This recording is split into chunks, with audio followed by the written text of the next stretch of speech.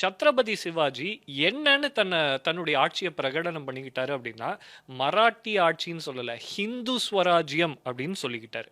ஆட்சிக்கு வந்தோடனே அவர் செஞ்ச முதல் வேலை என்ன தெரியுமா? நேரடியா சதர்ன் ஸ்டேட்ஸ், அதாவது கர்நாடகா, தமிழ்நாடு இங்க இருக்கக்கூடிய அந்நியர்களை விரட்டிட்டு அங்க ஹிந்து ஸ்வராஜ்யத்தை எஸ்டாப்ளிஷ் பண்ணது. பிளஸ் இங்க இருக்கக்கூடிய கோவில்களை புனருதாரணம் பண்ணுது. அதுல ரொம்ப முக்கியமானது என்னன்னா, அவர் திருவண்ணாமலைக்கு வந்து அண்ணாமலையாரை வழிபட்டது தான் அவருடைய வரலாற்றிலேயே ரொம்பவும் முக்கியமானது. அப்படி அந்த அண்ணாமலையார் பேர் இருக்குல்ல, அது யாருக்கு இருக்கு? அண்ணாமலைக்கு. அண்ணாமலை ஐபிஎஸ்க்கு இருக்கு. அப்ப அந்த அண்ணாமலை அப்படின்ற பெயர் சத்ரபதி சிவாஜி அவர்களால் வழிபடப்பட்ட சிவனினுடைய பெயர். அப்போ இங்க தான் நமக்கு என்ன புரியுது அப்படின்னா, முந்தின டாபிக்ல நம்ம பேசணும் சனாதன தர்மம். அந்த தர்மத்தை பின்பற்றும் போது தான் இங்க இருக்கக்கூடிய ஒவ்வொரு கலாச்சாரமும் தன்னோட இன்டர் கனெக்டட் அப்படின்றதே புரியும். அதை மீறி நான் தமிழ், நான் மராட்டி, நான் கன்னடம்னு நம்ம பேச ஆரம்பிச்சோம் அப்படின்னா, தமிழினுடைய தன்மை என்ன அப்படின்றதே நமக்கு புரியாம போயிடும். இப்போ இந்த இடத்துல இவர் மராட்டி தான் பேசுறாரு. ஆனா மராட்டியனுடைய தன்மை என்ன?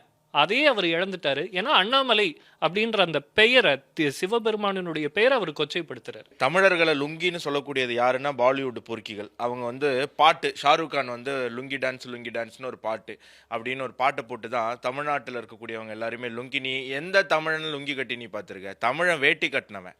தெரியலன்னா வாயை பொத்திட்டு இருக்கணும். இனிமேல் எவனாவது தமிழனை பார்த்து இந்த மகாராஷ்டிராவில் இருக்கக்கூடிய இந்த மாதிரி ஃபெனாட்டிக்ஸ்லாம் லுங்கி இங்கின்னு சொன்னீங்கன்னா, ஏன் முன்னாடி சொன்னீங்கன்னா, நான் அப்போ நேரில் இருந்தேன்னா என்னால் என்ன பண்ண முடியுமோ நான் அதை பண்ணிவிடுவேன். மரியாதையே அந்த லுங்கின்னு சொல்கிறது நிப்பாட்டுங்க. தமிழனுடைய கலாச்சாரம் வேட்டி கட்டுறது, லுங்கி கட்டுறது. நீங்கள் சொல்கிற லுங்கி கட்டுறதெல்லாம் வந்து தமிழ்நாடு மட்டும் கிடையாது, அதெல்லாம் பர்மா அங்கேருந்து வந்து அது. ஆமாம், அது இங்கே பைஜாமா போடுறாங்க, இல்லாட்டி இன்றைக்கி நைட் ட்ரெஸ் போடுறாங்க, நைட்டி போடுறாங்க.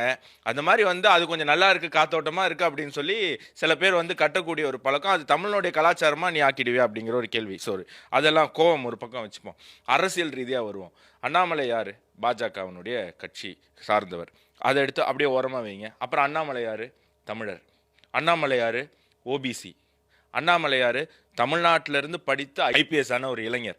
இப்போது அண்ணாமலை அவர்களை குறை சொன்னால் அது தமிழ்நாட்டுக்காரனை குறை சொல்கிற மாதிரி தானே இருக்குது. நம்ம முதலமைச்சர்னா கோமாவில் இருக்காரா?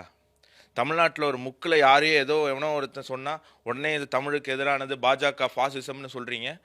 பாஜகவினுடைய ஆள்ற மாநிலம் தானே மகாராஷ்டிராவில் தானே நடந்திருக்கு. ஏன் வந்து ஒரு தமிழன் அண்ணாமலைக்கு எதிராக, ஒரு ஐபிஎஸ் ஆஃபீஸருக்கு எதிராக ஒருத்தர் பேசியிருக்க